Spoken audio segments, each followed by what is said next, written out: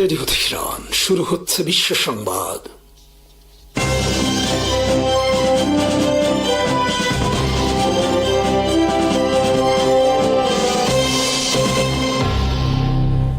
শুরুতেই সংবাদ শিরোনাম। আসসালামু আলাইকুম। পরাজয়ের পর শত্রুরা বুঝতে বাধ্য হয়েছে যে ইরানি জাতি তাদের বিশ্বাস ও ইসলামী রাষ্ট্র ব্যবস্থাকে সম্মান করতেই হবে। যুক্তরাষ্ট্র ও ইরানের মধ্যে হওয়া সমঝোতা চুক্তিকে স্বাগত জানিয়েছে হিজবুল্লাহ।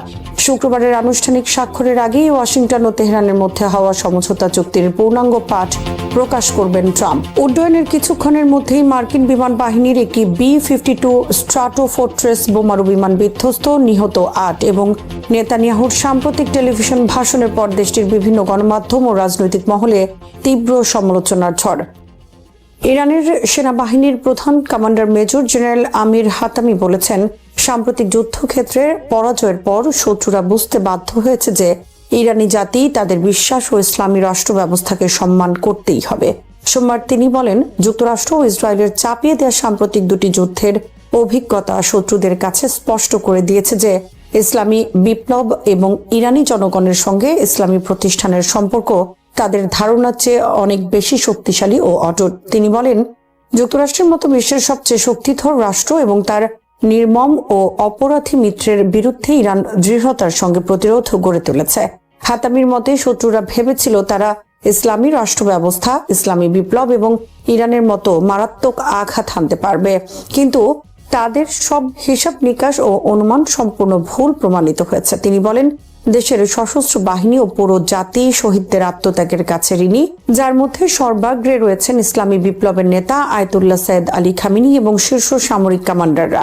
তিনি ইরানের জনগণের প্রশংসা করে বলেন, প্রতি রাতে দেশের বিভিন্ন শহরে মানুষের রাস্তায় নেমে ইরান ও ইসলামী রাষ্ট্র ব্যবস্থার প্রতি নিজেদের আনুগত্য পুনর্ব্যক্ত করেছে। সেনাপ্রধান জোর দিয়ে বলেন, শত্রুরা গুরুতর ভুল ধারণা পোষণ করেছিল এবং তারা কখনো তাদের উদ্দেশ্য বাস্তবায়ন করতে পারবে না। যুদ্ধের অভিজ্ঞতা থেকে ইরানের সশস্ত্র বাহিনী যুক্তরাষ্ট্রের মোকাবেলার নতুন শিক্ষা অর্জন করেছে এবং অগ্রগতির পথে এক মুহূর্ত নষ্ট করবে না। তিনি বলেন, বর্তমানে শত্রুকে তার যথাযথ অবস্থানে রাখতে এবং অর্জিত বিজয়কে আরো সুসংহত করতে প্রচেষ্টা অব্যাহত রয়েছে। হাতামি আরো বলেন, 40 দিনের যুদ্ধে শত্রুরা মনে করেছিল আয়াতুল্লাহ খামেনির শাহাদাতের পর সবকিছু শেষ হয়ে যাবে, কিন্তু আবারও ইরানের মহান জাতি ঐক্যবদ্ধভাবে উঠে দাঁড়ায় এবং শত্রুদের সব পরিকল্পনা ব্যর্থ করে দেয়। লেবাননের প্রতিরোধ আন্দোলন হিজবুল্লাহ যুক্তরাষ্ট্র ও ইরানের মধ্যে হওয়া সমঝোতা চুক্তিকে স্বাগত জানিয়ে বলেছে, এটি যুক্তরাষ্ট্র ও ইসরায়েলি আগ্রাসনের অবসান ঘটানোর পথে একটি গুরুত্বপূর্ণ অগ্রগতি। সোমবার প্রকাশিত এক বিবৃতিতে সংগঠনটি জানায়, আগামী কয়েকদিনের মধ্যে স্বাক্ষরিত হতে যাওয়া সমঝোতা স্মারক যুদ্ধের বিভিন্ন ফ্রন্টে, বিশেষ করে লেবানন, একটি বিস্তৃত যুদ্ধবিরতি প্রতিষ্ঠার পথ সুগম করবে।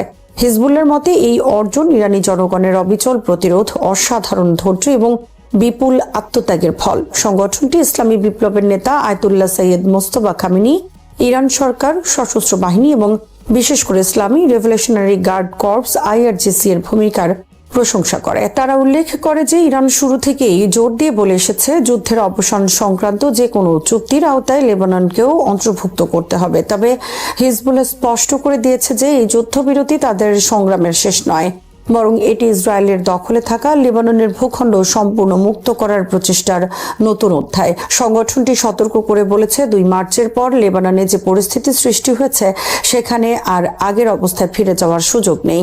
তারা দাবি জানিয়েছে, ইসরায়েলকে সব বন্দীকে মুক্তি দিতে হবে এবং যুদ্ধের কারণে বাস্তুচ্যুত লাখো মানুষকে তাদের বাড়ি ঘরে ফিরে যাওয়ার সুযোগ নিশ্চিত করতে হবে। হিজবুল্লাহ আরো জানায়, তারা লেবাননের সার্বভৌমত্ব রক্ষা এবং জনগণের নিরাপত্তা নিশ্চিত করার ক্ষেত্রে সদা সতর্ক থাকবে। দেশের স্বাধীনতা, ভূখণ্ডগত অখণ্ডতা কিংবা নাগরিকদের জীবনের উপর যে কোনো ধরনের আগ্রাসন বা হামলা তারা মেনে নেবে না এবং প্রয়োজন হলে প্রতিরোধ অব্যাহত রাখবে। যুক্তরাষ্ট্রের ভাইস প্রেসিডেন্ট JD ভান্স জানিয়েছেন, প্রেসিডেন্ট ডোনাল্ড ট্রাম্প চাইলে শুক্রবারের আনুষ্ঠানিক স্বাক্ষরের আগেই ওয়াশিংটন ও তেহরানের মধ্যে হওয়া সমঝোতা চুক্তির পূর্ণাঙ্গ পাঠ প্রকাশ করতে পারেন। সোমবার ফক্স নিউজকে দেয়া সাক্ষাৎকারে তিনি বলেন, যুক্তরাষ্ট্র ও ইরানের নেতারা ইতোমধ্যে ইলেকট্রনিকভাবে চুক্তিতে স্বাক্ষর করেছেন এবং আগামী শুক্রবার সুইজারল্যান্ডে এটি আনুষ্ঠানিকভাবে স্বাক্ষরিত হবে।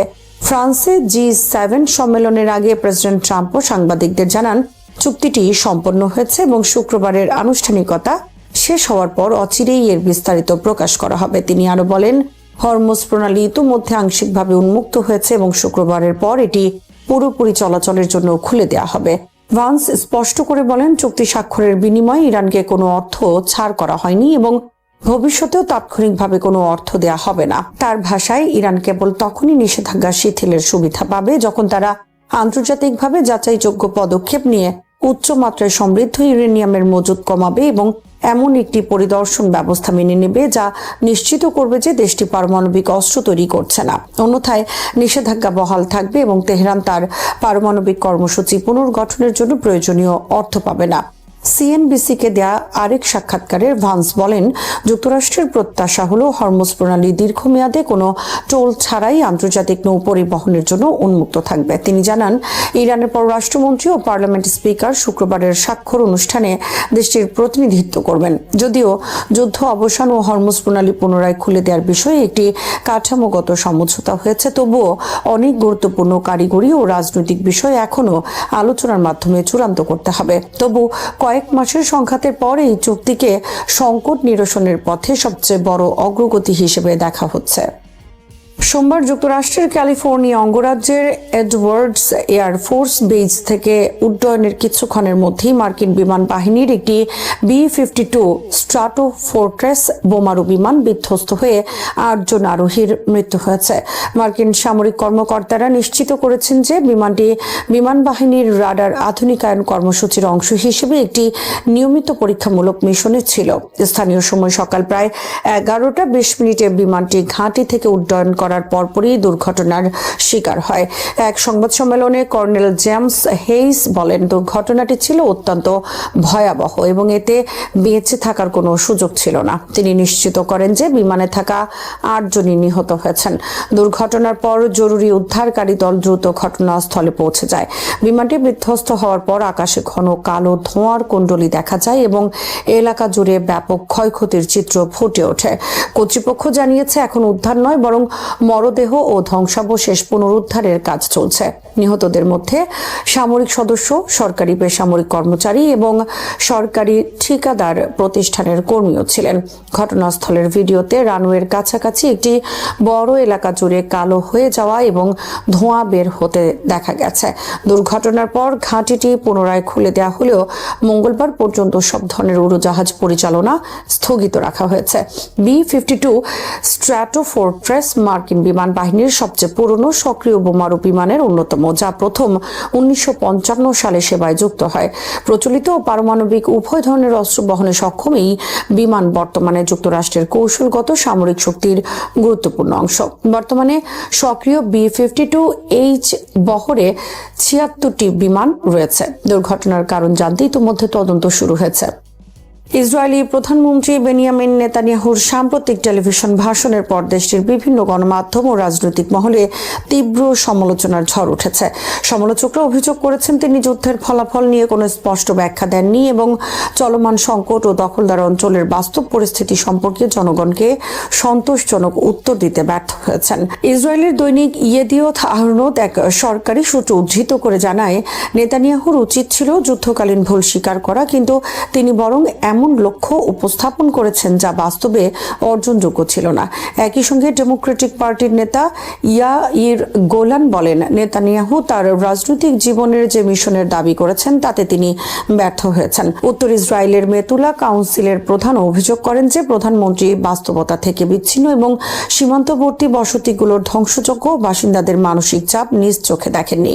ইসরায়েলের চ্যানেল 13 ও চ্যানেল 14 এর রাজনৈতিক বিশ্লেষকরা ভাষণটিকে অস্পষ্ট ও উদ্বেগজনক বলে আখ্যা দেন এবং বলেন, যুদ্ধ শুরুর সিদ্ধান্ত এবং তার ফলাফল নিয়ে এখনো কোনো পরিষ্কার ব্যাখ্যা নেই। একাধিক সাংবাদিক আরও মন্তব্য করেন যে ইরানে শাসন পরিবর্তনের মতো উচ্চাভিলাষী লক্ষ্য বাস্তবে ব্যর্থ হয়েছে এবং সরকার ঘোষিত কৌশল প্রত্যাশিত ফল দেয়নি। একই সময় সাবেক প্রধানমন্ত্রী ইহুদি বারাক বলেন, সাম্প্রতিক যুক্তরাষ্ট্র ইরান সমঝোতা ইসরায়েলের জন্য অত্যন্ত ক্ষতিকর হয়েছে এবং এটি নেতানিয়াহুর অহংকার ও ভুল বিচারের ফল। অন্যদিকে যুক্তরাষ্ট্রের সাবেক ও বর্তমান নীতিগত অবস্থান নিয়েও সমালোচনা উঠে এসেছে, যেখানে ডোনাল্ড ট্রাম্পের প্রশাসনের কার্যকারিতা নিয়েও প্রশ্ন তোলা হয়েছে। সামগ্রিকভাবে ইসরায়েলি রাজনৈতিক ও মিডিয়া পরিসরে ধারণা তৈরি হয়েছে যে যুদ্ধের ঘোষিত লক্ষ্য পূরণ পূরণ হয়নি, বরং নতুন কূটনৈতিক সমঝোতা ও আঞ্চলিক পরিবর্তন নেতানিয়াহুর অবস্থানকে আরও দুর্বল করে তুলেছে এবং অভ্যন্তরীণ চাপ ও বিতর্ককে তীব্র করেছে। সোমবার আরব বিশ্বের একাধিক দেশ যুক্তরাষ্ট্র ও ইরানের মধ্যে পৌঁছানো একটি চুক্তিকে স্বাগত জানিয়েছে, যেখানে বলা হয়েছে যুদ্ধ অবসান এবং হরমুজ প্রণালী পুনরায় সম্পূর্ণভাবে চালু করার বিষয়ে ঐক্যমত হয়েছে। এই চুক্তিকে অঞ্চলটির দীর্ঘদিনের উত্তেজনা প্রশমনের একটি গুরুত্বপূর্ণ পদক্ষেপ হিসেবে দেখা হচ্ছে এবং সংশ্লিষ্ট দেশগুলো আশা প্রকাশ করেছে যে এটি মধ্যপ্রাচ্যে দীর্ঘমেয়াদী স্থিতিশীলতা প্রতিষ্ঠার পথে নতুন সম্ভাবনার দ্বার খুলে দেবে। সৌদি আরব প্রথম দিকেই এই চুক্তিকে স্বাগত জানায় এবং জানায় যে ওয়াশিংটন ও তেহরানের মধ্যে সামরিক কার্যক্রম বন্ধ করে একটি নির্দিষ্ট কাঠামোর অধীনে 60 দিনের বিস্তারিত আলোচনার সূচনা করা শান্তি প্রতিষ্ঠার জন্য ইতিবাচক অগ্রগতি। এই আলোচনার লক্ষ্য হল একটি স্থায়ী সমঝোতায় পৌঁছানো, যা শুধু বর্তমান সংঘাতই থামাবে না, বরং ভবিষ্যতে নতুন উত্তেজনা সৃষ্টির ঝুঁকিও কমাবে। সৌদি আরবের এই অবস্থানকে বিশ্লেষকরা একটি কৌশলগত বার্তা হিসেবে দেখছেন, যেখানে আঞ্চলিক নিরাপত্তা ও অর্থনৈতিক স্থিতিশীলতা বজায় রাখার বিষয়টি বিশেষভাবে গুরুত্ব পাচ্ছে। বিশেষ করে তেল পরিবহন এবং বৈশ্বিক জ্বালানি সরবরাহের ক্ষেত্রে হরমুজ প্রণালীর গুরুত্ব বিবেচনায় কুয়েতও এই চুক্তিকে স্বাগত জানিয়ে বলেছে যে এটি এমন একটি অগ্রগতি যা সামরিক কার্যক্রমের অবসান ঘটিয়ে নৌ চলাচলের স্বাধীনতা নিশ্চিত করবে। কুয়েতের বিবৃতিতে বিশেষভাবে উল্লেখ করা হয়েছে যে হরমুজ প্রণালী আন্তর্জাতিক বাণিজ্য ও জ্বালানি পরিবহনের জন্য অত্যন্ত গুরুত্বপূর্ণ একটি জলপথ এবং এখানে যে কোনো ধরনের সংঘাত বৈশ্বিক অর্থনীতির উপর গভীর প্রভাব ফেলে।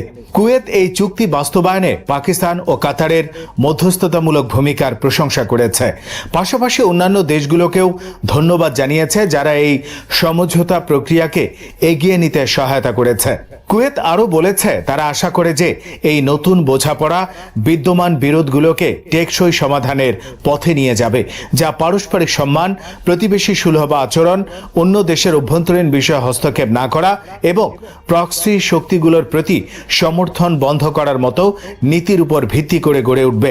এই বক্তব্যে স্পষ্টভাবে আঞ্চলিক রাজনৈতিক সম্পর্ক পুনর্গঠনের একটি ইঙ্গিত পাওয়া যায়, যেখানে দীর্ঘদিন ধরে চলা সন্দেহ ও প্রতিদ্বন্দ্বিতা কমিয়ে আনার আহ্বান রয়েছে। কাতারও এই চুক্তিকে ইতিবাচকভাবে গ্রহণ করেছে এবং জানিয়েছে যে এটি সামরিক সংঘাতের স্থায়ী অবসানের পথ তৈরি করতে পারে। দোহা বিশেষভাবে পাকিস্তানের মধ্যস্থতামূলক ভূমিকার প্রশংসা করেছে এবং বলেছে যে সংলাপ ও কূটনীতি সব ধরনের বিরোধ সমাধানের সর্বোত্তম উপায়। কাতারের এই অবস্থান তাদের দীর্ঘদিনের কূটনৈতিক নীতির সঙ্গে সামঞ্জস্যপূর্ণ, যেখানে তারা আঞ্চলিক সংঘাত নিরসনে মধ্যস্থতাকারীর ভূমিকা পালন করে আসছে। একই সঙ্গে কাতার এই প্রক্রিয়াকে ভবিষ্যতে আরও বিস্তৃত শান্তি আলোচনার ভিত্তি হিসেবেই দেখছে, যেখানে শুধু সামরিক বিরতি নয় বরং রাজনৈতিক সমঝোতা এবং আস্থা পুনর্গঠনের বিষয়গুলো অন্তর্ভুক্ত থাকবে। মিশর এবং লেবাননও এই চুক্তিকে স্বাগত জানিয়েছে এবং তারা আশা প্রকাশ করেছে যে এটি আঞ্চলিক উত্তেজনা হ্রাস করবে এবং স্থিতিশীলতা বাড়াতে সহায়তা করবে। মিশরীয় সরকার একে একটি গুরুত্বপূর্ণ অগ্রগতি হিসেবে উল্লেখ করে বলেছে যে এটি আঞ্চলিক ও আন্তর্জাতিক স্থিতিশীলতা পুনরুদ্ধারের পথে একটি বড় পদক্ষেপ। কায়রো আরও জানিয়েছে যে এই চুক্তি যদি সফলভাবে বাস্তবায়িত হয় তবে এটি কূটনৈতিক আস্থা বৃদ্ধি করবে এবং শান্তি প্রতিষ্ঠার জন্য আরও অনুকূল পরিবেশ তৈরি করবে। একই সঙ্গে মিশর আশা প্রকাশ করেছে যে এই যুদ্ধবিরতি গাজা ও পশ্চিম তীরের পরিস্থিতির দিকে আন্তর্জাতিক মনোযোগ পুনরায় কেন্দ্রীভূত করতে সাহায্য করবে এবং যুক্তরাষ্ট্রের শান্তি পরিকল্পনার পরবর্তী ধাপ বাস্তবায়নে গতি আনবে। লেবাননের পার্লামেন্ট স্পিকার নাবিহ বেরি এই চুক্তিকে স্বাগত জানিয়ে বলেছেন যে এটি আঞ্চলিক নিরাপত্তা ও স্থিতিশীলতার ভিত্তি স্থাপনে সহায়তা করবে, যার প্রভাব লেবাননের অভ্যন্তরীণ পরিস্থিতিতেও পড়বে। তিনি মধ্যস্থতাকারী দেশগুলোর ভূমিকার প্রশংসা করেন এবং বলেন যে পাকিস্তান, কাতার, সৌদি আরব এবং মিশর এই প্রক্রিয়ায় গুরুত্বপূর্ণ অবদান রেখেছে। তিনি আরও বলেন এই সমঝোতায় এমন কিছু ব্যবস্থা অন্তর্ভুক্ত রয়েছে যা লেবাননে সামরিক উত্তেজনা কমাতে এবং দেশের সার্বভৌমত্ব রক্ষায় সহায়তা করবে। তার বক্তব্যে আঞ্চলিক নিরাপত্তা কাঠামো পুনর্গঠনের একটি আশা প্রকাশ পেয়েছে, যেখানে লেবাননকে বৃহত্তর শান্তি প্রক্রিয়ার অংশ হিসেবে দেখা হচ্ছে। তুরস্ক এই চুক্তিকে একটি গুরুত্বপূর্ণ অগ্রগতি হিসেবে বর্ণনা করেছে এবং বলেছে যে এটি পুরো অঞ্চলে শান্তি ও স্থিতিশীলতা শক্তিশালী করতে সহায়তা করবে। আঙ্কারার মতে এই ধরনের সমঝোতা দীর্ঘমেয়াদে শুধু যুদ্ধ বন্ধ করা নয়, বরং রাজনৈতিক সংলাপ এবং অর্থনৈতিক সহযোগিতার পথও প্রশস্ত করে। তুরস্ক বরাবরই আঞ্চলিক কূটনীতিতে সক্রিয় ভূমিকা পালন করে আসছে এবং এই চুক্তিকে তারা একটি ইতিবাচক পরিবর্তনের সূচনা হিসেবে দেখছে।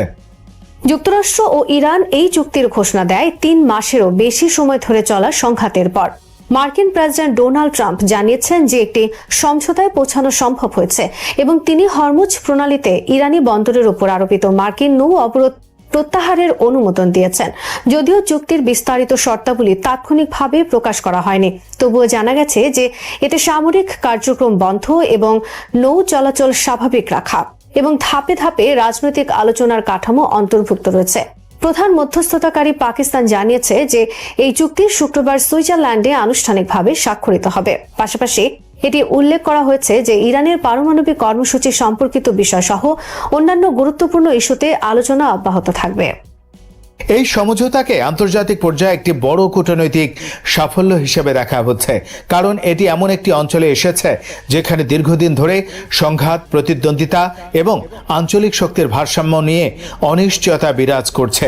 বিশেষ করে হরমুজ প্রণালীর মতো কৌশলগত জলপথের নিরাপত্তা বৈশ্বিক জ্বালানি বাজারের জন্য অত্যন্ত গুরুত্বপূর্ণ এবং সেখানে স্থিতিশীলতা ফিরে এলে তা বিশ্ব অর্থনীতিতেও ইতিবাচক প্রভাব ফেলতে পারে বলে ধারণা করা হচ্ছে।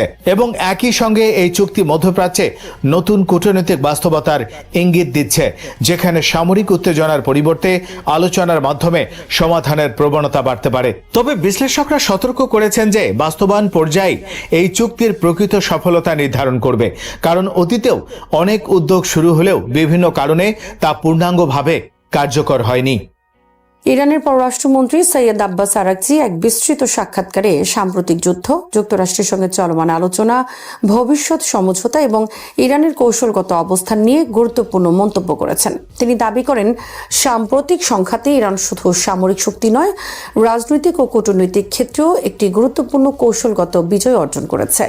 আরাকচির মতে 12 দিনের যুদ্ধ এবং পরবর্তী 40 দিনের সংঘাত ছিল ইরানের জন্য এক ঐতিহাসিক পরীক্ষা, যেখানে দেশের সশস্ত্র বাহিনী, কূটনৈতিক প্রতিষ্ঠান, গণমাধ্যম এবং সাধারণ জনগণ একসঙ্গে কাজ করে দেশের সার্বভৌমত্ব ও নিরাপত্তা রক্ষায় গুরুত্বপূর্ণ ভূমিকা পালন করেছে। সাক্ষাৎকারের শুরুতে তিনি 1 বছরের ঘটনাবলীর দিকে ফিরে তাকিয়ে বলেন, 12 দিনের যুদ্ধের পর ইরানের প্রতিপক্ষরা এই সিদ্ধান্তে পৌঁছেছিল যে ইরানের সবচেয়ে বড় শক্তি তার সামাজিক সংহতি এবং জাতীয় ঐক্য। সে কারণেই তারা আরো বড় ধরনের সংঘাতের প্রস্তুতি নেয় এবং ইরানের অভ্যন্তরীণ ঐক্যকে লক্ষ্যবস্তু করার চেষ্টা করে, কিন্তু বাস্তবে তারা ব্যর্থ হয়। আরাকচি বলেন, 40 দিনের যুদ্ধের সময় শুধু সেনাবাহিনী নয়, সাধারণ মানুষও রাজপথে উপস্থিত থেকে নিজেদের দৃঢ় অবস্থানের প্রমাণ দিয়েছে। যুদ্ধবিরতির সময়ও জনগণের উপস্থিতি এবং জাতীয় সংহতি অব্যাহত ছিল। তিনি শহীদ সামরিক কমান্ডার, সৈনিক, ক্ষেপণাস্ত্র ইউনিট, নৌবাহিনীর সদস্য এবং প্রতিরোধে অংশ নেয়া সকল ব্যক্তির প্রতি শ্রদ্ধা জানান এবং বলেন, জাতি তাদের কাছে ঋণী। তিনি ইরানের রাষ্ট্রীয় সম্প্রচার সংস্থা ও অন্যান্য গণমাধ্যমের ভূমিকাও বিশেষভাবে উল্লেখ করেন। তার মতে, যুদ্ধের বাস্তবতা দেশ ও বিশ্বের সামনে তুলে ধরতে গণমাধ্যম অত্যন্ত গুরুত্বপূর্ণ ভূমিকা পালন করেছে। একই সঙ্গে কূটনৈতিক অঙ্গনেও ইরান নিজেদের অবস্থান জোরালোভাবে তুলে ধরতে সক্ষম হয়েছে। আরাকচি বলেন, অনেকেই যুদ্ধক্ষেত্র ও কূটনীতিকে আলাদা বিষয় হিসেবে দেখেন, কিন্তু তার মতে এই দুটির কোনো বিভাজন নেই, বরং যুদ্ধক্ষেত্রের অর্জনকে সুসংহত করা এবং আন্তর্জাতিক অঙ্গনে তার রাজনৈতিক ফল নিশ্চিত করাই কূটনীতির কাজ। তিনি বলেন, ইরানের সাম্প্রতিক অভিজ্ঞতা প্রমাণ করেছে যে যুদ্ধক্ষেত্র, কূটনীতি, গণমাধ্যম এবং জনগণের সক্রিয় অংশগ্রহণ, এই 4টি স্তম্ভ একযোগে কাজ করলে একটি রাষ্ট্র অনেক বড় চ্যালেঞ্জও মোকাবেলা করতে পারে। আরাকচি দৃঢ়ভাবে দাবি করেন যে সাম্প্রতিক সংঘাতে ইরান কৌশলগত বিজয় অর্জন করেছে। তিনি বলেন, যুদ্ধ শেষ করার সর্বোত্তম সময় হলো তখন যখন একটি পক্ষ যুদ্ধক্ষেত্রে সুবিধাজনক অবস্থানে থাকে এবং বিজয়ী হিসেবে নিজেকে প্রতিষ্ঠিত করতে পারে। তার মতে ইরান ঠিক সেই অবস্থান থেকেই যুদ্ধের সমাপ্তির দিকে এগিয়েছে। তিনি জানান, বিশ্বের বিভিন্ন দেশের কর্মকর্তাদের সঙ্গে নিয়মিত যোগাযোগে তিনি এমন মন্তব্য শুনেছেন যে যুদ্ধের পর ইরান আরও শক্তিশালী হয়ে উঠেছে এবং দুর্বল ইরানের ধারণা পুরোপুরি ভেঙে গেছে। একজন বিদেশি কর্মকর্তা তাকে বলেছেন যে তিনি ইরানি জনগণের সাহসিকতার যথেষ্ট গুরুত্ব দিয়ে তুলে ধরেননি, কারণ বিশ্বের চোখে ইরানিরা এখন প্রতিরোধ ও দৃঢ়তার প্রতীক হয়ে উঠেছে। চলমান আলোচনার বিষয়ে আরাকচি জানান, ইরান ও যুক্তরাষ্ট্রের মধ্যে একটি 14 দফার সমঝোতা স্মারক বা মেমোরান্ডাম অব আন্ডারস্ট্যান্ডিং MOU প্রণয়নের কাজ শেষ পর্যায়ে রয়েছে। তিনি বলেন, আলোচনার দায়িত্ব সংসদের স্পিকার মোহাম্মদ বাকের গালিবাফের উপর ন্যস্ত করা হয়েছিল এবং পররাষ্ট্র মন্ত্রণালয় সহ বিভিন্ন প্রতিষ্ঠান তাকে সহযোগিতা করেছে। এই নথিটি ইসলামাবাদ সমঝোতা স্মারক নামে পরিচিত। বহুবার সংশোধন, পর্যালোচনা এবং জাতীয় নিরাপত্তা পরিষদ সহ বিভিন্ন নীতি নির্ধারণী প্রতিষ্ঠানের অনুমোদনের পর এটি এখন চূড়ান্ত পর্যায়ে রয়েছে। তিনি ব্যাখ্যা করেন যে আলোচনা 2 ধাপে পরিচালিত হয়েছিল। প্রথম ধাপে MOU স্বাক্ষরিত এবং তার ভিত্তিতে দ্বিতীয় ধাপের বিস্তৃত আলোচনা শুরু হবে। দ্বিতীয় ধাপ শুরু হওয়ার সম্ভাব্য সময় MOU স্বাক্ষরের 60 দিন পর। আরাকচি বলেন, পারমাণবিক কর্মসূচি সম্পর্কিত বিষয়গুলো দ্বিতীয় ধাপের জন্য রেখে দেওয়া হয়েছে, কারণ যুক্তরাষ্ট্রের কিছু দাবি ইরানের জন্য সম্পূর্ণ অগ্রহণযোগ্য ছিল। তাই উভয় পক্ষ যেসব বিষয়কে প্রাথমিক সমঝোতায় পৌঁছাতে পেরেছে সেগুলো প্রথম ধাপে অন্তর্ভুক্ত করা হয়েছে। তবে তিনি স্পষ্ট করে দেন যে MOU-তে উল্লেখিত প্রতিশ্রুতিগুলো বাস্তবায়িত না হলে ইরান দ্বিতীয় ধাপের আলোচনায় অংশ নেবে না। আরাকচির মতে এই সমঝোতার অন্যতম গুরুত্বপূর্ণ বিষয় হল যুদ্ধের সমাপ্তি এবং আঞ্চলিক স্থিতিশীলতা প্রতিষ্ঠা। তিনি বলেন, ইরান কখনোই লেবাননকে ভুলে যায়নি, কারণ লেবানন ও হিজবুল্লাহ কঠিন সময়ে ইরানের পাশে দাঁড়িয়েছিল। তাই যুদ্ধের অবসান বলতে শুধু ইরানের নিরাপত্তা নয়, বরং লেবাননের পরিস্থিতির সমাধান বোঝায়। তিনি বলেন, সমঝোতার আওতায় দখলকৃত লেবাননি ভূখণ্ড থেকে প্রত্যাহার, যুদ্ধ শুরু না করার প্রতিশ্রুতি, শক্তি প্রয়োগ বা শক্তি প্রয়োগের হুমকি থেকে বিরত থাকা এবং পারস্পরিক সার্বভৌমত্বের প্রতি সম্মান প্রদর্শনের বিষয় অন্তর্ভুক্ত রয়েছে। তিনি আরও বলেন, ইরান বহু বছর ধরে নিজের নিরাপত্তার জন্য অন্য কারোর উপর নির্ভর করেনি, বরং নিজস্ব প্রতিরোধ ক্ষমতা গড়ে তুলেছে এবং এমন এক প্রতিরোধ ব্যবস্থা প্রতিষ্ঠা করেছে যা ভবিষ্যতে কোনো পক্ষকে ইরানের বিরুদ্ধে নতুন করে সামরিক পরীক্ষা নেওয়ার সাহস দেবে না। তার মতে, সাম্প্রতিক যুদ্ধগুলোতে ইরানের পারফরমেন্সই সেই বার্তা স্পষ্টভাবে পৌঁছে দিয়েছে। সমঝোতা স্মারকের আরেকটি গুরুত্বপূর্ণ দিক হল পারস্পরিক সার্বভৌমত্বের স্বীকৃতি। আরাকচি বলেন, ইসলামী বিপ্লবের পর গত 47 বছরে এই প্রথম যুক্তরাষ্ট্র লিখিতভাবে ইসলামী প্রজাতন্ত্র ইরানের সার্বভৌমত্বকে সম্মান করার অঙ্গীকার করতে যাচ্ছে। একই সঙ্গে ইরানও যুক্তরাষ্ট্রের সার্বভৌমত্বকে সম্মান করবে এবং উভয় দেশ একে অপরের অভ্যন্তরীণ বিষয়ে হস্তক্ষেপ না করার প্রতিশ্রুতি দেবে। তার মতে, সমমর্যাদার ভিত্তিতে এই স্বীকৃতি অর্জন ইরানের জন্য একটি বড় কূটনৈতিক সাফল্য। নৌ অবরোধ এবং হরমুজ প্রণালী প্রসঙ্গে আরাকচি বলেন, যুক্তরাষ্ট্রের আরোপিত নৌ অবরোধ প্রত্যাহার MOU এর প্রথম ও সবচেয়ে গুরুত্বপূর্ণ বিষয়। তিনি জোর দিয়ে বলেন, হরমুজ প্রণালী ইরান ও ওমানের সার্বভৌম জলসীমার অন্তর্ভুক্ত এবং এর ওপর ইরানের অধিকার প্রশ্নাতীত। অতীতে এই প্রণালী আন্তর্জাতিক জাহাজ চলাচলের জন্য উন্মুক্ত ছিল এবং ইরান ও ওমান বিভিন্ন ধরনের সেবা প্রদান করত। তবে বর্তমান পরিস্থিতিতে ভবিষ্যৎ ব্যবস্থাপনার আগের মতো থাকবে না। তিনি জানান, ওমানের সঙ্গে একাধিক বিশেষজ্ঞ পর্যায়ের বৈঠক হয়েছে এবং শিগগিরই একটি যৌথ পরিকল্পনা ঘোষণা করা হতে পারে। তিনি উল্লেখ করেন, হরমুজ দিয়ে চলাচলকারী জাহাজের প্রায় 40% চীনের গন্তব্যে যায়, ফলে এই জলপথের কৌশলগত গুরুত্ব অত্যন্ত বেশি। ক্ষতিপূরণ ও অর্থনৈতিক বিষয় নিয়ে আরাকচি বলেন, সমঝোতা কার্যকর হলে ইরানের জব্দকৃত আর্থিক সম্পদ মুক্ত করা হবে। একই সঙ্গে যুদ্ধোত্তর পুনর্গঠন কর্মসূচির একটি পরিকল্পনাও প্রস্তাব করা হয়েছে, যার মাধ্যমে ক্ষতিপূরণ ও পুনর্গঠনের বিষয়গুলো সমাধান করা হবে। তিনি বলেন, সবকিছু চূড়ান্ত হওয়ার পর জনগণকে বিস্তারিত জানানো হবে। পারমাণবিক কর্মসূচি সম্পর্কে তিনি জানান, সমৃদ্ধ ইউরেনিয়ামের ভবিষ্যৎ নিয়ে এখনো কোনো চূড়ান্ত সিদ্ধান্ত হয়নি। তবে দ্বিতীয় ধাপের আলোচনায় নিষেধাজ্ঞা প্রত্যাহার, ইউরেনিয়াম সমৃদ্ধকরণের মাত্রা, মজুতকৃত সমৃদ্ধ ইউরেনিয়ামের পরিমাণ এবং পুনর্গঠন তহবিলের কাঠামো নিয়ে আলোচনা হবে। তিনি পুনরায় উল্লেখ করেন যে ইরানের সমৃদ্ধ ইউরেনিয়াম নিয়ে একমাত্র গ্রহণযোগ্য পদ্ধতি হল দেশের ভেতরেই তা প্রয়োজন অনুযায়ী হ্রাস বা রূপান্তর করা। সাম্প্রতিক চাপ ও হুমকির প্রসঙ্গে আরাকচি বলেন, ইরান বারবার পরিষ্কারভাবে জানিয়েছে যে চাপ, ভয়, ভীতি বা সামরিক হুমকি কোনো সমাধান নয়। তিনি বলেন, পররাষ্ট্র মন্ত্রণালয়, সশস্ত্র বাহিনী এবং বিভিন্ন সরকারি প্রতিষ্ঠানের মাধ্যমে একই বার্তা দেয়া হয়েছে যে হুমকি কেবল আলোচনার পথকে দীর্ঘায়িত করে। তার ভাষায়, ইরানি জাতি কখনো চাপ, হুমকি বা শক্তির কাছে নতি স্বীকার করে না। যদি এসব পদ্ধতি কার্যকর হতো তাহলে বহু বছর আগেই ইরানকে পিছু হটানো যেত। তিনি আরও বলেন, ইরানের বাহিনী যে কোনো আগ্রাসনের যথাযথ জবাব দিতে প্রস্তুত এবং অতীতেও তারা দিয়েছে।